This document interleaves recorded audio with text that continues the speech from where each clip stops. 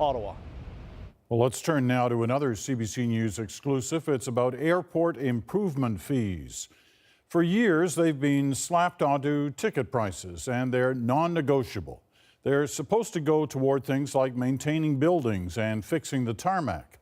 But it turns out some of that money is actually going straight back to the big airlines, to the tune of millions of dollars. Angela MacIvor has been digging into this story for us. Airport improvement fees. They're advertised as a way for airports to pay for upgrades. And while you may think all of the money goes to runways and fancy kiosks, airlines are also taking a cut. So how much are airlines making? Take Air Canada, for example. It has on average 36 million passengers every year. When you add it up, it means that Air Canada is making more than $36 million from this fee alone. That's not even including all of the other airlines also collecting this fee.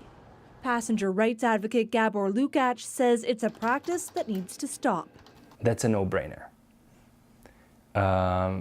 That kind of sharing of revenue is something that I find illegal, possibly, and unethical for sure. If I'm paying some taxes to improve the airport, that money at the very least has to go to the airports. For example, in Halifax, airlines get 6% of the $25 fee, which at $1.50 a ticket doesn't sound like much, but it adds up. Here's how it stacks up across the country. The National Airlines Council of Canada claims it's a processing fee for handling the payment. Typically, processing fees are no higher than 1 or 2%. Peter Spurway says from the Halifax Airport's viewpoint, compensating airlines makes sense. They're dealing with millions of passengers, and in some cases the credit card element does come into it, so there are those fees that they have to manage as well. But passengers aren't as lenient. Doesn't sound right, really? So I'm already paying for a ticket to an airline, now including an extra fee inside the tax. Don't think that sounds fair. Does that surprise you at all? Sadly, no, it does not. Not at all. So, I mean, it's just like any other taxes. You just assume that there's only a small percentage that actually goes where it's supposed to. For Lukács, another alarm bell is the fact airlines and airports haven't been transparent.